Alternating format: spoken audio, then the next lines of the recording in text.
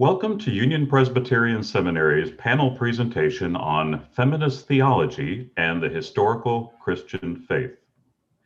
In this webinar, we will highlight the contributions of feminist theologians to Christian theology throughout history and the witness they provide in the current day and age. A few notes before we start. You are on mute by default. Only panelists will be speaking during the session. Use the Q&A tab to ask questions. This webinar is being recorded. We will share the link soon with you as soon as we can, usually within 24 hours.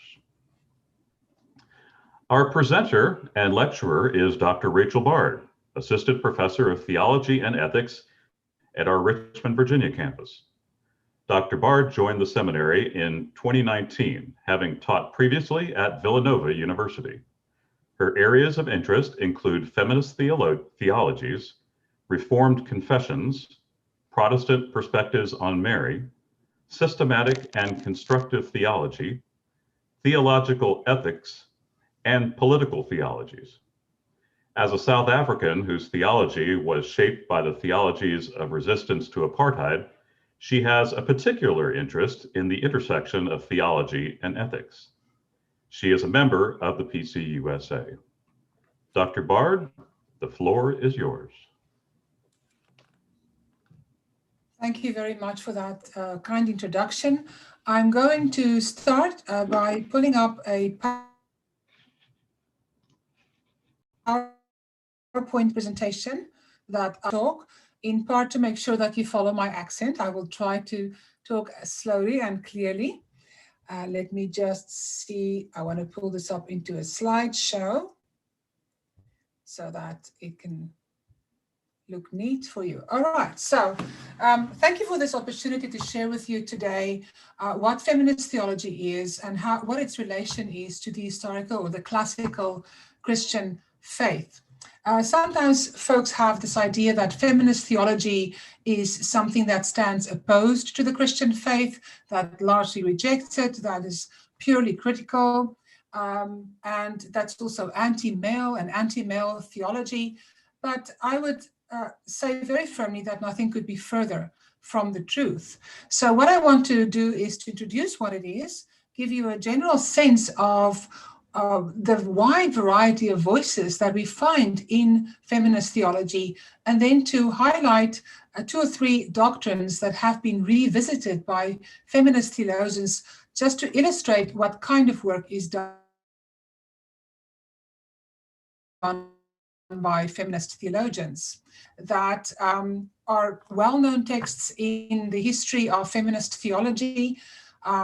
Texts that I would generally recommend, texts that I have read and loved and learned from. We're going to start with a definition of feminist theology from Maria Jose Rosales Nunes, who defines feminist theology as the radical critique of patriarchal reasoning in the field of theology. And I want to take each of those 3 components separately, although not necessarily in that order. So let's start with patriarchal reasoning. What does that mean? Well, patriarchy literally means rule of the father.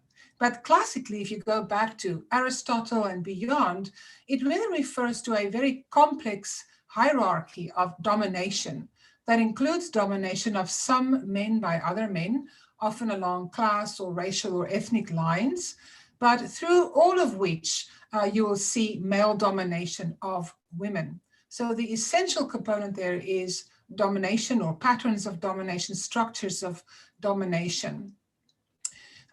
Related to this is androcentrism, which is a concept often used by feminists to denote male-centeredness in our thinking. So for example, one might take men, and specifically men of the ruling groups, as the norm, as normative humanity. And then everybody else is seen as slightly less normative, more outsiders, less definitive of what it means to be human. And then furthermore, related to this would be sexism, which refers to patterns of thought that designate lesser qualities and status to women. So for example, in a lot of the Western cultural tradition, one might find dualistic thought patterns that would associate men, and again, specifically, usually white men, with character traits such as rationality, with the mind over body. For example, body would be associated with women, or later on under colonialism, with people of color. Women would be associated with emotion, that kind of thing. And one of the dualisms that you will find alongside this sexist pattern of thought is the association of men with God and of women with sin and evil. And we'll talk more about that in a bit. But overall, patriarchal reasoning that includes this system of domination, ruling men as the norm for humanity, and operating with a wide variety of thought patterns and ideas that would put women in a secondary place. All of this would constitute the patriarchal reasoning that feminist theologians would be critical about, including patriarchal reasoning in the historical Christian faith. The second component, of course, is Christian theology. So what is Christian theology? We think we know the answer, right? One of the things I would highlight in defining how I view Christian theology is, first of all, classically, systematic theology, which is my field of study, is defined in terms of faith-seeking understanding. So it starts with faith in Christ. It starts with the revelation of God through the scriptures and in Christ. And then it seeks to understand more. It seeks to continue the conversation about what all of this means. So first, right, you have everything from the dry legal material in Leviticus and the beautiful Psalms and the variety of images of Jesus in the gospel accounts and so forth. So the Bible, I should remind you, is not a book. It is a library, right? It consists of a variety of texts. So at its very roots, the Christian faith already exhibits a certain kind of diversity and dynamism. And even after the canon was closed, roughly at the end of the 1st century after Christ, the conversation continued. So in Christian theology, for example, people said, but wait a minute, if we say that Jesus Christ is the revelation of God, the one in whom we encounter the God of Israel, what does that mean? How does that work? What does this tell us about who he is? And how does this impact our understanding of God? And for several centuries, the church unpacked their thoughts about this and developed the doctrines of Christ and the Trinity and so forth. And this conversation continued throughout the centuries. So the historical Christian faith is not one set of given doctrines. There are certain things that are very authoritative because they are the result of lengthy conversation in the church and they are seen as in line with the witness of Scripture. But even within that kind of fixed bed of truths, there is a wide variety of opinion. The only difference today is that this ongoing Christian conversation is no longer largely a white male occupation. It never was completely a white male occupation. One of the greatest theologians that ever lived, Augustine of Hippo, for example, was an African. And he probably played a more significant role to shape Christianity than anybody else.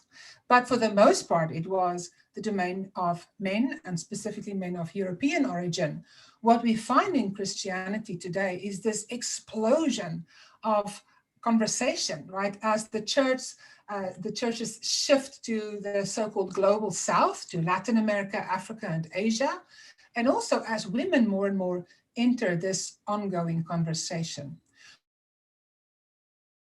Which brings to mind the saying of the Protestant reformers. By the late Middle Ages, the church had become stagnant, and they came in with this, not so much a new message, but the old message newly understood, that salvation is in Christ alone, through God's grace alone, grasped by faith alone, and based on Scripture alone. And they coined this phrase, Ecclesia reformata semper reformanda, the church reformed and always reforming. So this idea of an ongoing conversation. I always, with my students, like to use the analogy of a river. you need both I'm not a river expert, so take the analogy for what it is, but you need the stability of the riverbed, right? That kind of fixed way that if you want to apply to theology, the basic tenets of the historical Christian faith. But you also need the running water that comes from new sources, new voices being added to our Christian conversation. So if you understand Christian theology in this dynamic manner, you start to see how the conversation of feminist theologians find their place not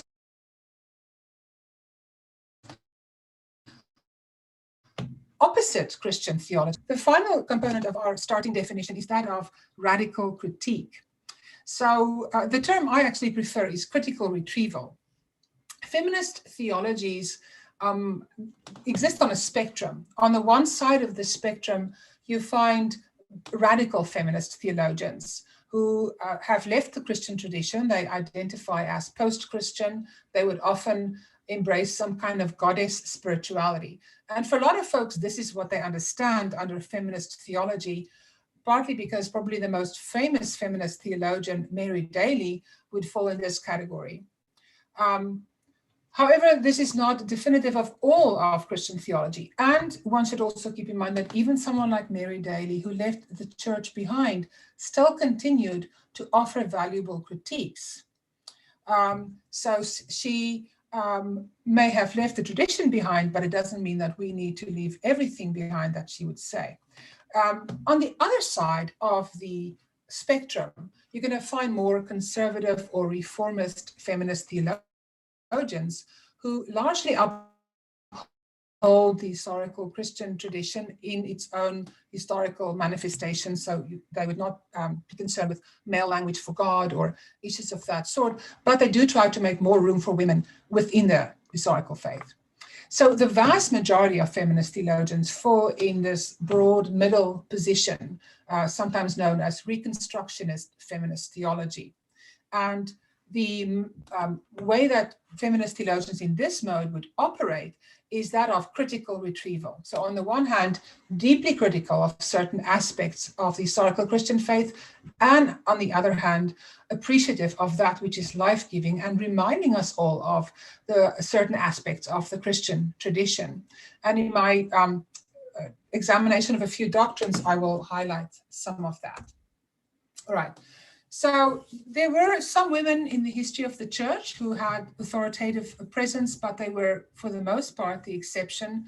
There were also some moves towards critiquing the historical Christian faith from a feminist perspective.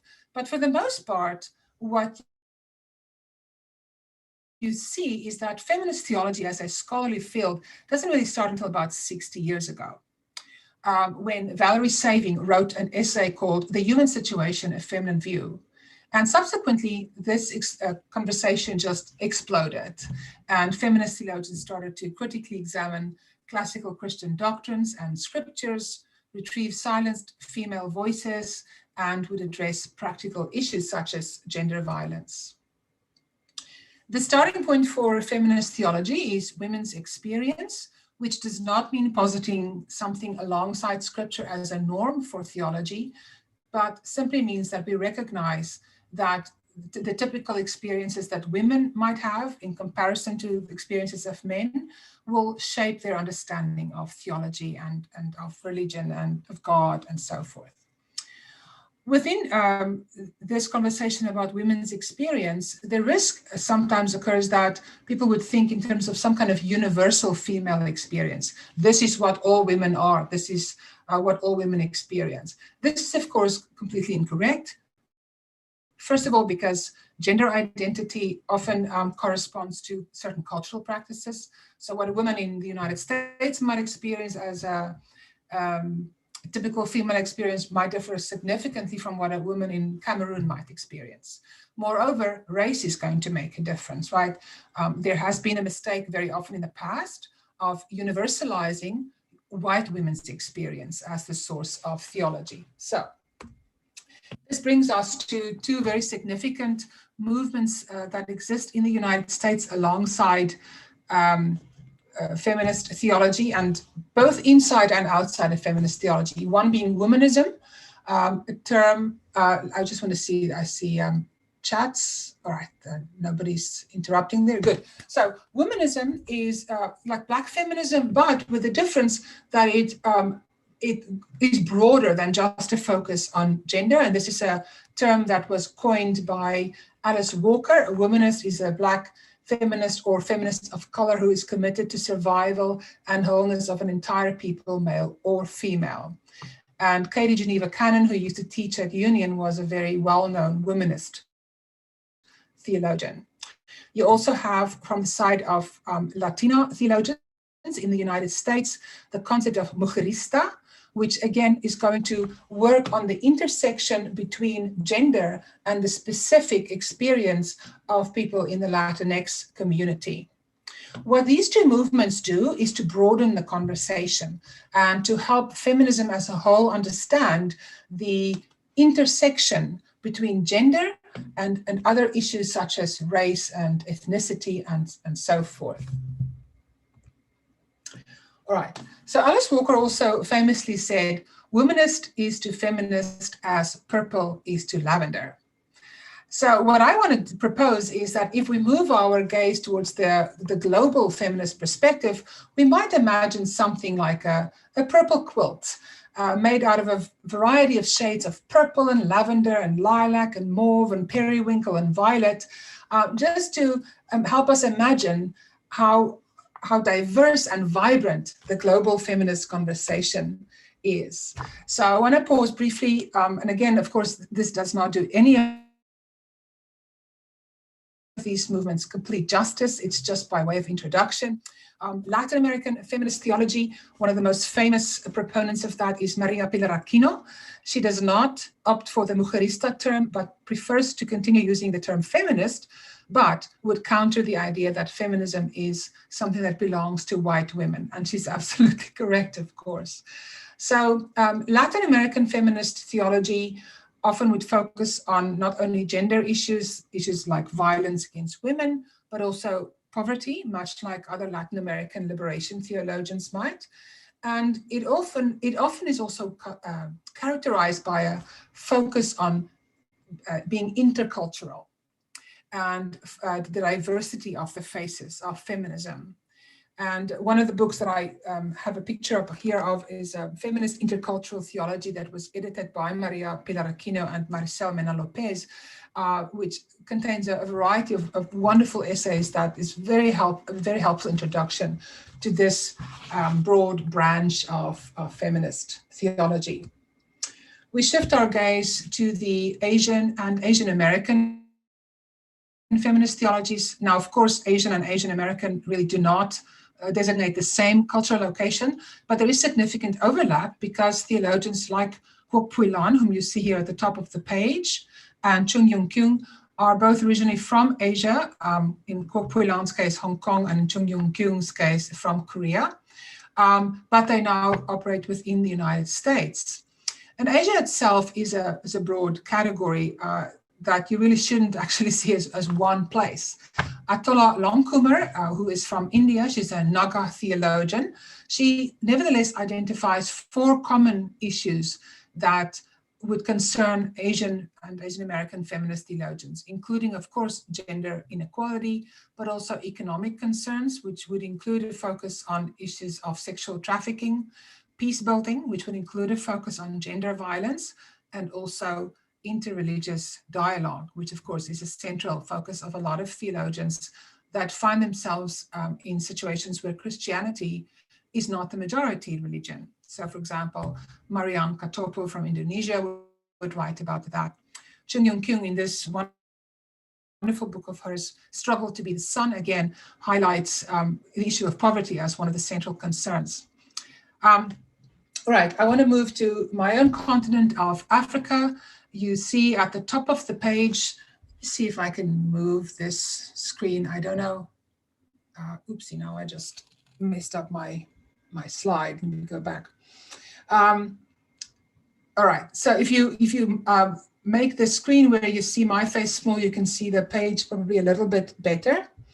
But here at the top of the page, we have the face of Mercy Amba Odoyoye, who is the mother of African feminist theology. She was instrumental in the creation of the Circle of Concerned African Women Theologians, where women theologians, both those who are trained in theology and those who are largely lay theologians, come together to examine a whole host of issues, theological and ethical, in light of the Christian faith in conjunction with the specific cultural contexts in Africa.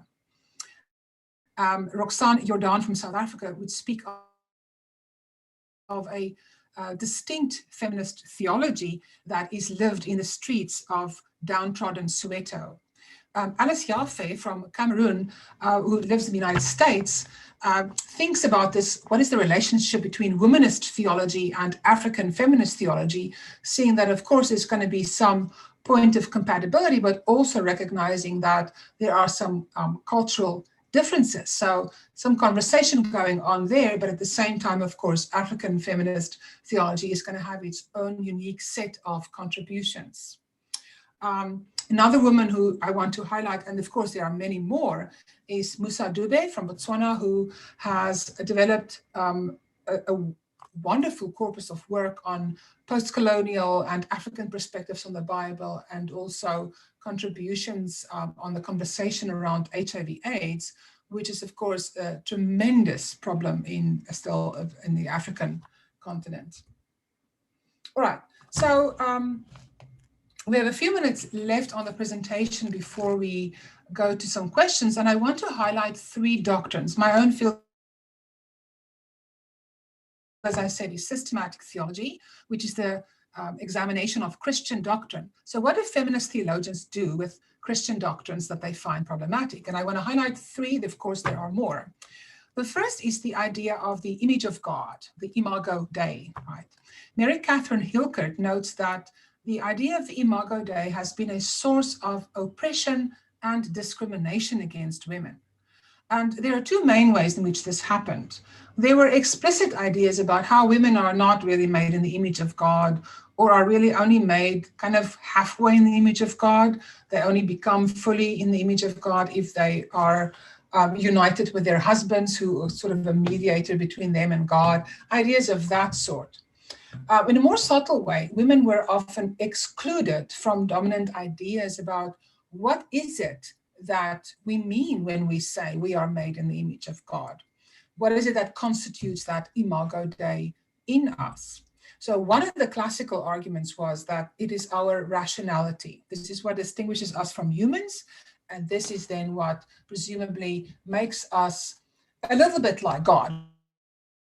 Of course, in a much lesser sense, but that just as God is rational, so we are rational. We are thinking beings.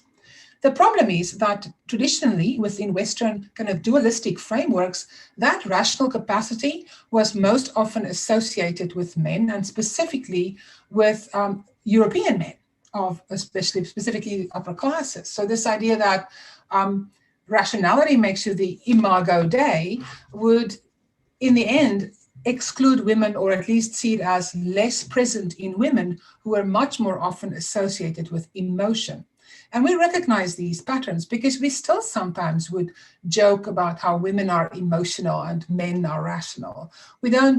Hopefully, we don't mean it too much anymore, but the idea still lingers. So by locating the Imago Dei in that, this is one of the ways in which women were often excluded from the idea that they are made in the image of God. Another solution to the conundrum about the Imago Dei was to identify it in terms of domination. And it would look at Genesis 1, and where God says, you now rule over the creation that I had made, and so forth.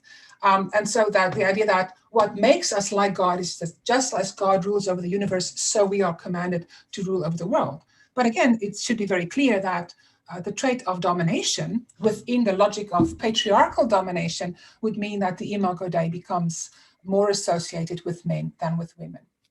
In the 20th century, relationality, or the ability to be in relationship, was often used to talk about the Imago Dei, especially as part of a revival in conversations about the doctrine of the Trinity and the idea that God is relational within God's own self.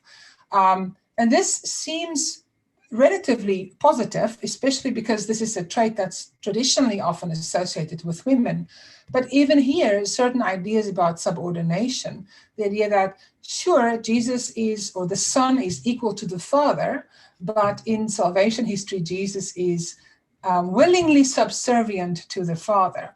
And then this kind of idea then becomes translated into sort of a gendered framework. All in all, the idea of the Imago Dei has often excluded women and has even been used to dehumanize women to some extent, even to the extent, especially in conjunction with certain ideas about sin and women and how women are more sinful than men, would often then lead to the justification of gender violence.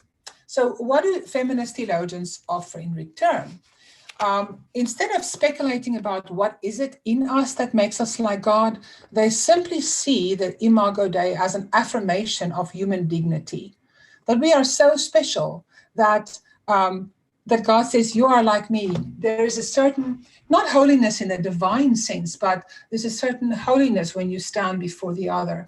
And I find resonance here with some Jewish philosophers, Immanuel Levinas and Martin Buber, in different ways, who would speak about the I and the thou, how you see the other person in front of you as a real person and not an object that you somehow can use and abuse. Or as Levinas would put it, that when you stand before the other, you are on holy ground. So without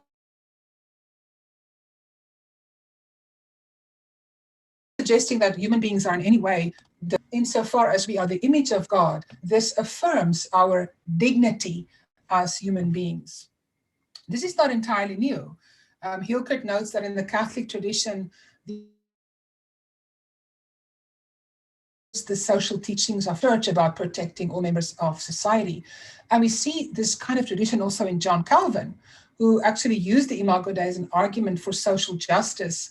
He saw this as a link between us and God in a way, so much so that he would even argue that you cannot harm another human being without wounding God, because God deems himself violated in their person. And this is a wonderful idea.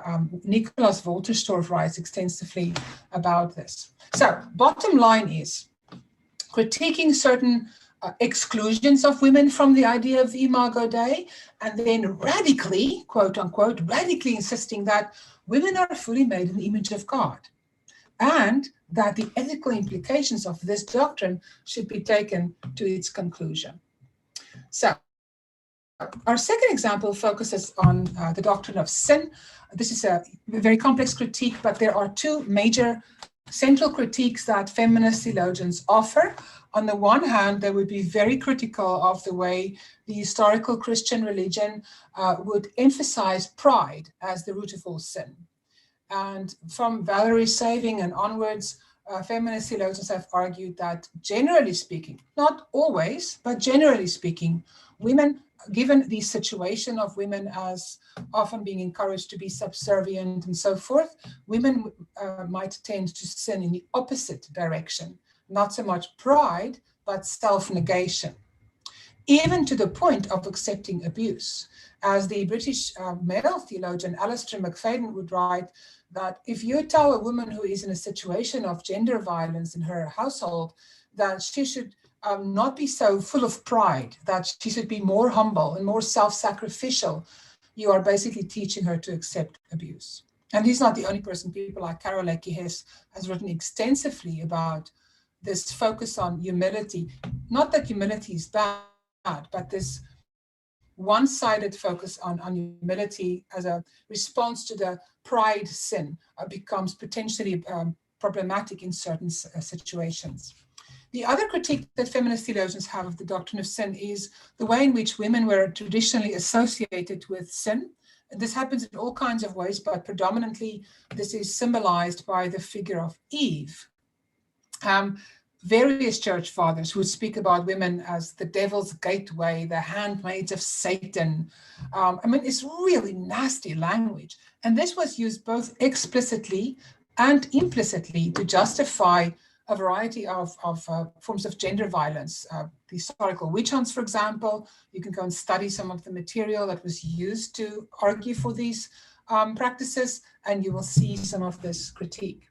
So I don't want to go into too much detail. That's actually my own book. I wrote a whole book about this. Feminist theologians offer a variety of contributions.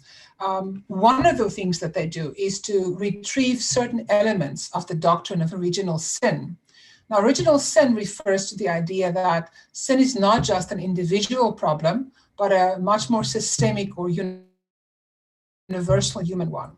And so in one of their contributions to the doctrine of sin conversation, feminist theologians would say, this reminds us a lot of how systemic patriarchy works. And they would focus on how it's not actually a natural phenomenon. Christian theology says that sin is not natural to us. It happens as a result of a foundational decision on our part, but it nevertheless seems natural and seems universal because it has this radical hold on us. It distorts our personhood. It is everywhere. And in both cases, both in the case of patriarchy and in the case of original sin, it is intertwined with the language of death. Also, interestingly enough, both in the classical tradition and in feminist theology, the problem is not seen as lying in our bodies, but in our minds, in our souls, in our wills, in our decisions. And I think the essential thing that feminist theologians break open is an element in Augustine's doctrine of original sin. Augustine was the main guy who formulated this, and that is the idea that sin is not a matter of individual moral transgressions only. Sure, those things matter a lot, but this is not the total picture about what the concept of sin is. Fundamentally, the concept of sin refers to broken relationships, a certain brokenness even. And feminist theologians like Rita Nakashima-Brock has written extensively about this idea, and she uses the term brokenheartedness. This is not just a new term to say something new and sound interesting. This really is a retrieval of some of the central insights in the classical, historical Christian faith. If you look at Augustine of Hippo's analysis of the problem in humanity, is that there is a brokenness in us. We are, as Paul Tillich would say, estranged from God, estranged from our true selves, and estranged from one another. And that all the things that we then do, all the individual sins that we commit, are manifestations of this fundamental brokenness.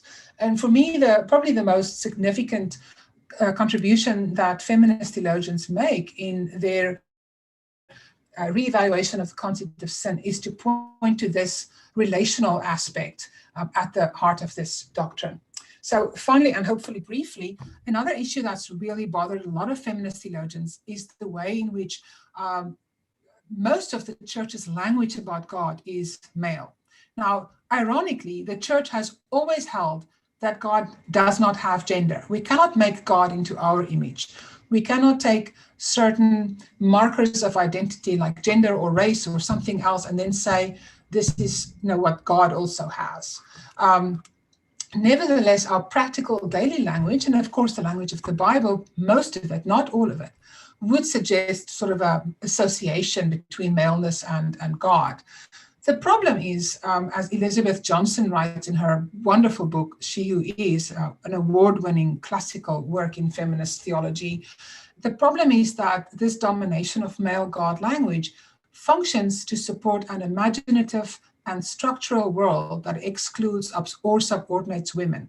And if you think back to what I said a few minutes ago or a little while ago about patriarchal reasoning, this is exactly that. The exclusive use of male language for God supports patriarchal reasoning, especially if you couple this with this association of women with sin. What kind of world are we creating? And have we created for 2,000 years if we generally associate men with godlike traits, and especially, of course, if you go and look at other forms of oppression intersecting, especially some men with godlike traits and others, particularly women, with sin and with evil. So the general conclusion that feminist theologians have come is that not only does this betray some of the best insights of the historical Christian faith, but it also supports patriarchal reasoning that justifies male domination of women, even to the point of normalizing gender violence and other forms of oppression. So this is a very difficult issue, and feminist theologians have come up with a host of different ideas, none of which is perfect. This is one of the most complicated issues in theology. But one of the ways that they, suggestions they would offer is to use functional terms such as creator, redeemer, and sustainer.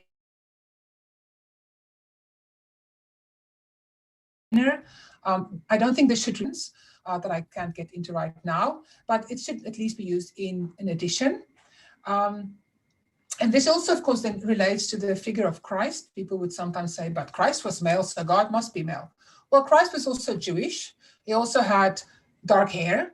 He also was maybe 5 foot something. Does this mean we are going to take those traits of his human identity and take that up into God?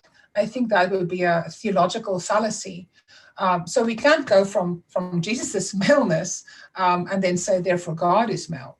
What feminist theologians have done is two main things. People like Elizabeth Johnston have looked at how Sophia, that is a figure in the Old Testament, that's sort of a female personification of God, how this is associated with Jesus in the New Testament. And then Rosemary Radford Ruther has argued that it is exactly because Christ is male, but male in a way that is counter-patriarchal, that makes him so valuable for us, because he empties himself of the trappings of power, of the trappings of domination, and he stands in the tradition of the Hebrew prophets, those who proclaimed God's justice to the people of God. All right, so that is a very brief overview in a very, very diverse and complex and ever-growing field. My central argument is that feminist theology enriches the Christian conversation. It doesn't mean that one has to agree with everything in all and every feminist theologian, because it is a conversation, right? It's an ongoing examination of the ideas about God that we find rooted in Scripture and in the classical doctrinal formulations. But what feminist theology does is to enrich that conversation, to bring to the fore forgotten voices from the Christian tradition, and help to lift out some of the best insights from the classical tradition, while also pointing to oppressive moments in that tradition. The way I look at it, also in my own book, I have on my cover of my book, this is supposed to be a tree. It sometimes looks more like stakes than a tree, but it's supposed to be a tree of life. Because what I see feminist theologians do is to deny and denounce that which is death dealing, and to affirm that which leads to flourishing, which is after all God's will for us. So that's the end of my presentation part. We're gonna turn to Q&A, questions that have been asked. Yeah, so just want to welcome all of our attendees that are watching live, those that are going to be watching the recording. I'm going to start with some question and answer. I'm monitoring the Q&A at the bottom of your screen if you take your mouse at the bottom, and also I have some in the chat, so I'm going to get to as many as I can. Rachel or Dr. Baard, I'd like to start with a couple that are probably more related to this critique and contributions of the language of God and what you sort of talked about near the end here. One attendee is questioning, would like to hear a feminist critique of Christolatry, the focus on Christ, a male figure, of course, as the source of our faith, at the expense of his central communal, more feminist proclamation, the kingdom and realm of God. Yeah, that is such a great question. And I would refer you immediately to two theologians who've actually written extensively on this. The one would be Rosemary Radford Ruther. I have the book right here behind me, where she actually, this book is falling apart. It's because the book has been loved to death. But she writes in her chapter on Christology about exactly this kind of issue, the idea that we we almost divinize the maleness of Jesus. And I already said this a little bit in my presentation, so I'm trying not to repeat myself too much, but we can take those character traits of Jesus, his earthly character traits, and then take that up into divine reality. But that idea of the kingdom, I like your play on words there, kingdom. Ada Maria Sassidias, if my memory serves correctly here, wrote about that in her work on mujerista theology quite a bit, partly because she borrows from the maybe somewhat stereotypical, but kind of classical Latinx emphasis on family, on kingdom, right? On the idea that we are the family of God. And so she, in her understanding of Christology, focuses on exactly that. For me, the most helpful proposal to get away from this Christolatry, as you call it, is, I think, Rosemary Ruther's idea that what he offers us, his maleness is not the problem, right? We have to ask the question, what kind of male is he? In fact, I would argue that if you had a female figure in Christ who then dies on a cross, it would actually be more oppressive because he dies on a cross, he suffers, right? We don't need another female figure who suffers on behalf of everybody else.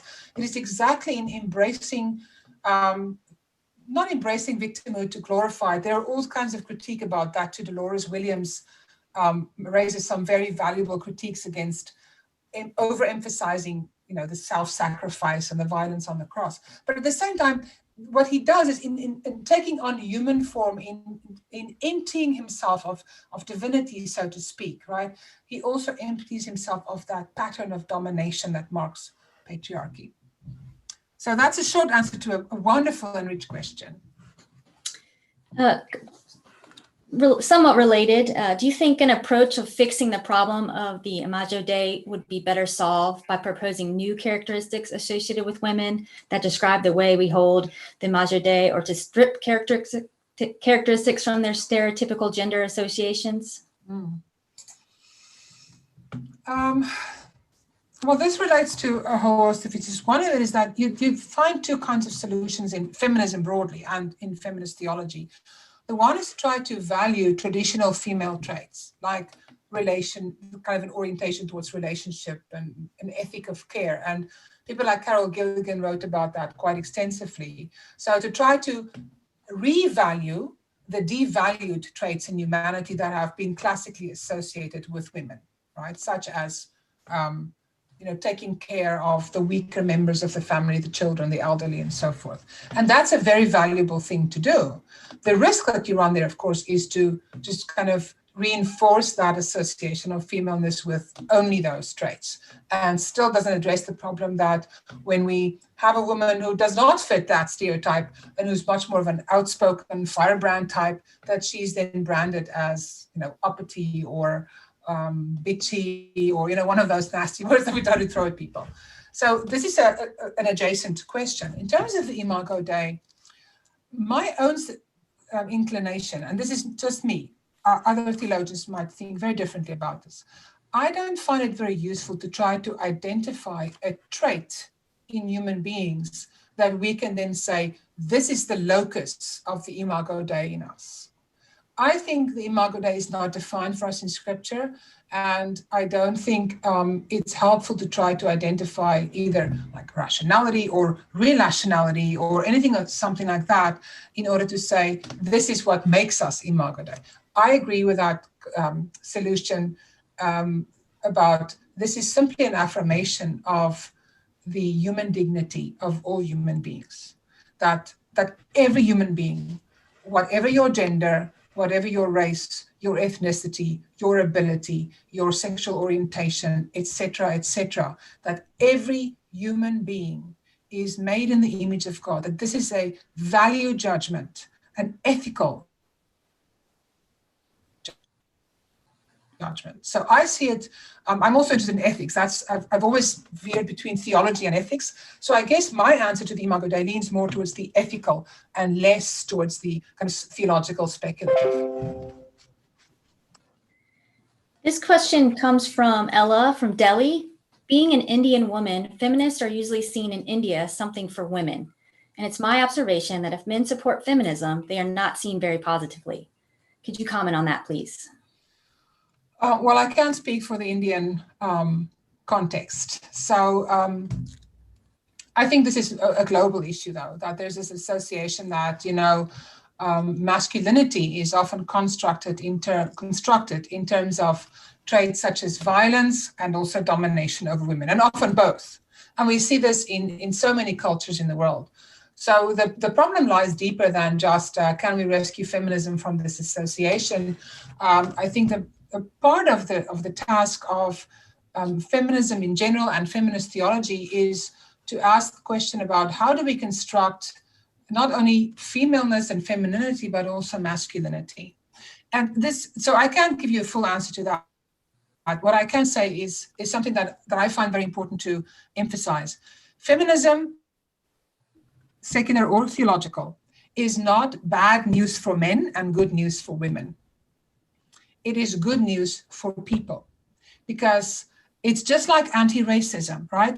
Critique of racism is not a zero-sum game in which people of color win and white people lose. It's the opposite, not the opposite, but it's a both and not an or.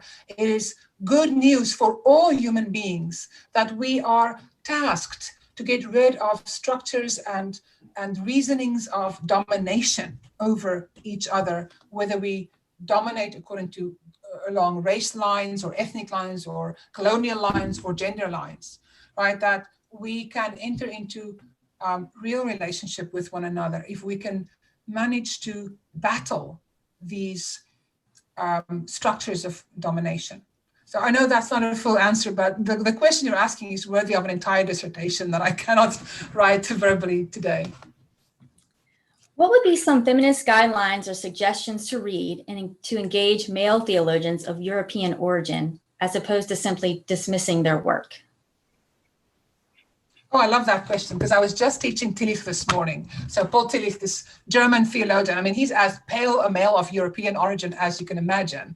And yet I love his work. So why? And he's not the only one. I appreciate Baard, not as much as I appreciate Tillich. I have this serious fondness for Calvin. I always joke that the guy just needed to maybe relax a little bit more and then he would have been just fine. But I love Calvin. I love Augustine, although he's not technically of European origin. I don't think that for the most part, feminist theologians would simply dismiss their work.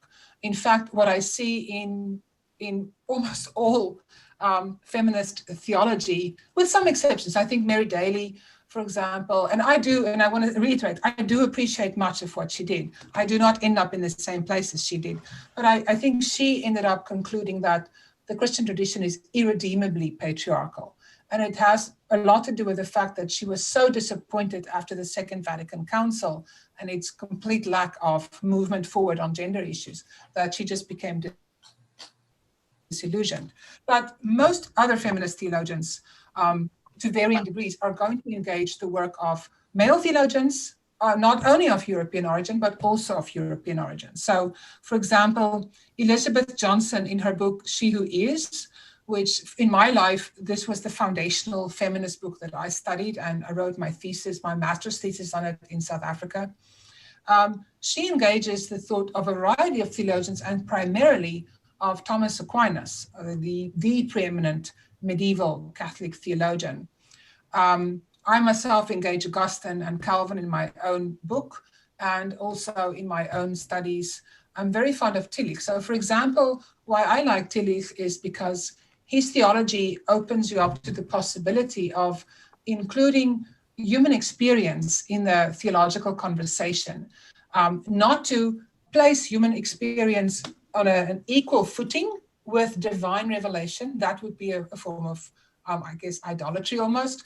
That's not the point, but to suggest that human experience shapes and forms the way in which we appropriate the Christian faith, and also right in our concrete realities, including the concrete realities of women. And this is an insight in Tillich, for example, that I really appreciate. So There, of course, there are a lot more. And I don't know if there's necessarily one guideline or one suggestion, but I think that general approach that I formulated in my presentation about critical retrieval, right? That you're going to be very critical of certain elements in, well, all of these theologians. And I'm going to be critical of aspects in Augustine and Calvin and Baard and Tillich and all of them. At the same time, learn to appreciate that which is valuable and things that you can actually gain. So it becomes a matter of discernment. And I see that being done by pretty much all feminist theologians that I study in the field of systematic theology, at least.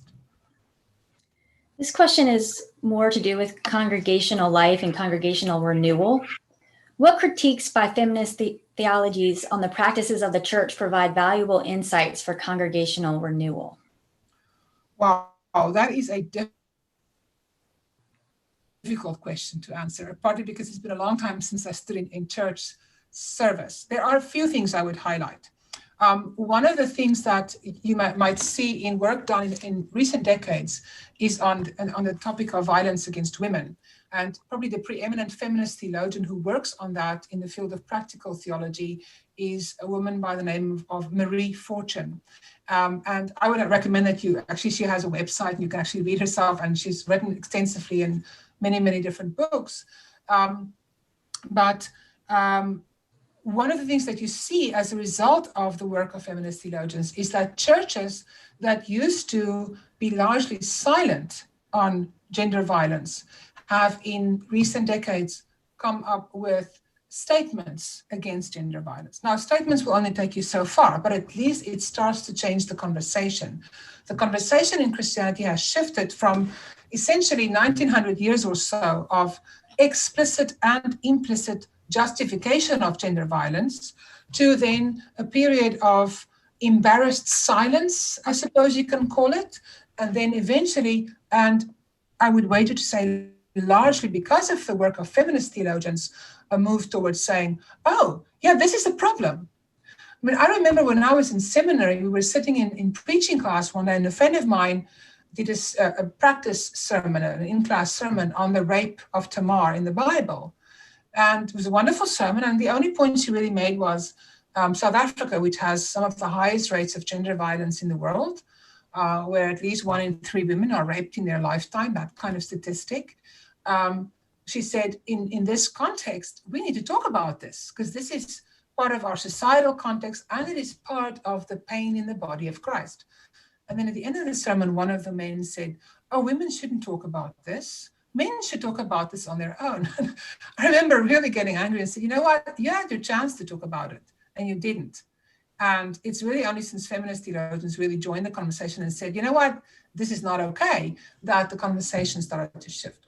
On other levels, I mean, I think in terms of preaching, being more thoughtful about, for example, this constant harping on the concept of pride. I should say that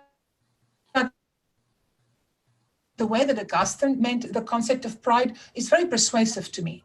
But there's a difference between his initial theological analysis and the way we often preach it. The way we often preach it is, don't be so prideful, don't think so much of yourself. Now imagine again, you're a woman who's been told your entire life that you need to be kind of second class and submissive, especially in more conservative branches of Christianity. And then you hear this constant harping on pride. And perhaps you're in a situation of gender violence. What is it that we're feeding people? So I think perhaps the most important thing that the churches and in congregational ministry can learn from feminist theologians is to be more thoughtful of what I call in my own work, the rhetorical aspects of doctrine. Because one of them, in my own book, for example, I focus a lot on the question, how do doctrines function? It's not just a question of, is the initial analysis interesting or compelling or whatever, but how do they preach? What do they do in our lives? What kind of praxis do they encourage? Here's another question from an attendee. Thank you for providing us with such a concise, clear presentation of a complex hermeneutic. Hermeneutics by nature are to some degree exegetical. While feminist criticism has brought many welcome correctives to the field of theology, are there areas in which its presuppositions have resulted in overreach or misinterpretations in theology? That is a complex question. I don't see it in front of me, so I can't quite read it to keep in mind every aspect of it. Overreach. I think perhaps, especially, I don't want to point fingers. I really don't like gossiping about fellow feminist theologians. But I would say that for me, coming from the kind of that middle position of more reconstructive feminist theology, some of the things that's done by the more radical branch of feminist theology would be a little bit maybe just on the wild side for my own taste. So, for example, some of Mary Daly's work, and again, I want to reiterate, I do not like to just banish her to the sides. She's experienced that quite enough. I do appreciate a lot of what she says, but then there are moments where she would coin new terms, such what is it? I'm trying to remember now. She would kind of play on the word witch a little bit. And I know she's poking fun at people that associate women with witches. But there are other aspects, and again, I don't want to name this specific person, but for example, in the conversation on the doctrine of sin, some feminist theologians would basically throw out the concept of sin almost altogether. That's the exception, not the rule.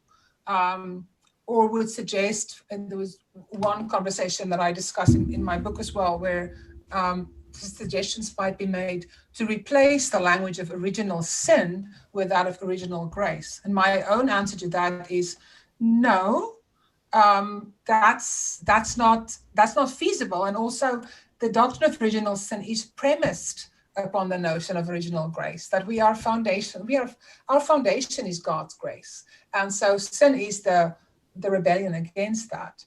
Another final example I want to mention was, this is actually something that I wrote about years ago, a specific, and again, I don't want to gossip, so I mentioned Mary Daly and that was enough, but another feminist theologian who wrote also in the conversation on sin, she said, well, if women's sin is not pride, but passivity. And so follow that, right? So she defines women's sin as passivity. That's step one. And then step two, she says, in the Protestant doctrine of justification by grace alone, we only receive God's grace passively, right? We don't contribute to it through our works, right? So then she said, but that would strengthen that same passivity that is women's sin. So maybe women don't need the Protestant doctrine of justification. They need, and she said, Pelagianism. Not quite sure how Pelagius fit in there. So I read this and I thought, you've just gone too far. This is wrong. Women do need the Protestant doctrine of justification. It does not encourage bad kind of passivity, because keep in mind that statistically, except in Norway, apparently, women do the majority of the work in the world.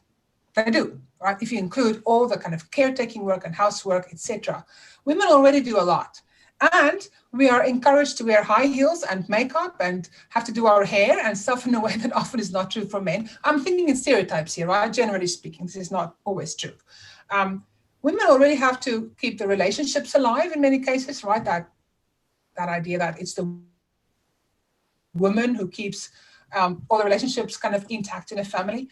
Women don't need to also keep the relationship with God intact. So this is a question where I myself responded negatively to where I thought a feminist critique had gone a little bit astray.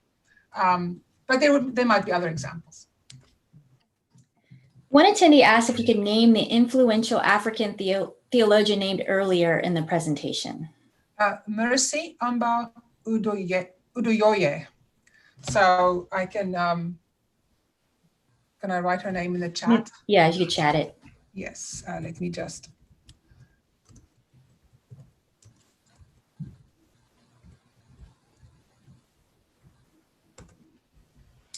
What's her name? And she wrote a book years ago, I think it's at least 20-something years old now, introducing African women's theologies. That's a good starting point for some of the conversations. Of course, a lot's been published in recent years. And I also recommend Musa Dube's work on kind of African biblical, she's in biblical scholarship. It didn't show up. Can you see it, Tinsley? Because no, I see it. Okay. Oh, to all panelists. Okay, maybe we can. I'm going to pull her up on my app here on Amazon, and then show that just quickly. Here, I got it. Let's see. I just shared it. I just shared it. Could you name any texts or books that would be helpful for someone starting to learn about feminist theology?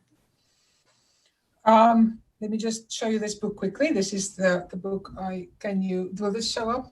Because I have the question and answer right in front of me. Let me just. So this is the book by. No, that's not very clear. Maybe that doesn't focus. But the title there is Introducing African Women's Theology, and it's by Mercy Amba Udoyoye. Books that are helpful, yes. One of the books, so there are a host of textbooks that are introductory to feminist theology. I'm going to just quickly pull up my screen, my first page of my presentation, where I actually mention them. How do I go back? I'm trying to make it smaller so I can go to the first page now. No, stop share. I can't find it right at this moment. I need to go into my PowerPoint itself and then go back to the first page. Okay, because there I have some books that I would recommend. So the easiest thing to do is just to actually do the screen share for you. Sorry for the hold up. There. Right. So here are some of the books I would recommend. I would recommend almost anything by Elizabeth Johnson. It's not actually here. Well, I have one of her books here, The Strength of Her Witness, which is Jesus Christ in the Global Voices of Women. So the focus there is on Christology. Her book, Sue is a classic. Then this book, Freeing Theology, is a handy textbook.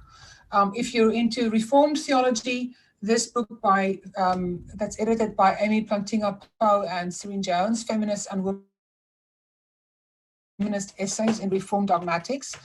That's quite helpful. Rosemary Radford Ruther has her own style that might not appeal to everybody, but I find her very helpful and accessible. And her book, Sexism and Sin-Talk, is a classic in feminist theology. I don't know if you can see this behind the screen, but the introduction book by Ara Maria Sassi-Diaz on mujerista theology. In womanist theology, a wide variety of texts, but Sisters in the Wilderness by Dolores Williams is one of the great classics there.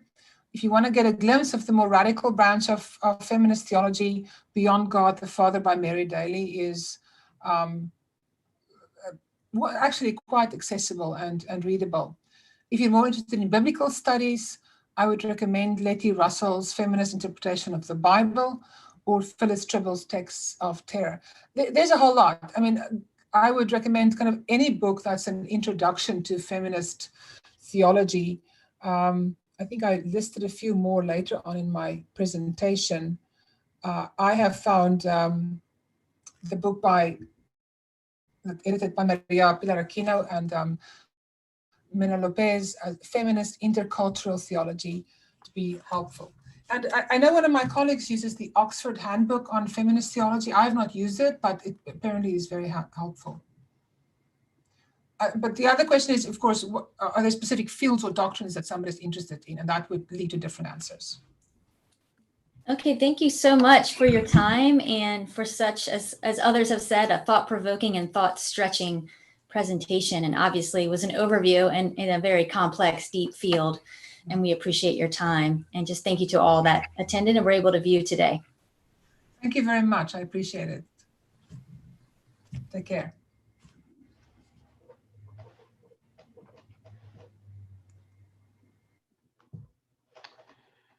Thank you, Tinsley.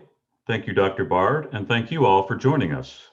Don't miss our next presentation on When Home is a Dangerous Place, Breonna Taylor and American Domestic Terror, hosted and moderated by Dr. Melanie Jones on October 13th at 7 p.m. Eastern Time. Watch your email for registration and a 2-minute survey on today's broadcast. This concludes the webinar. Good day.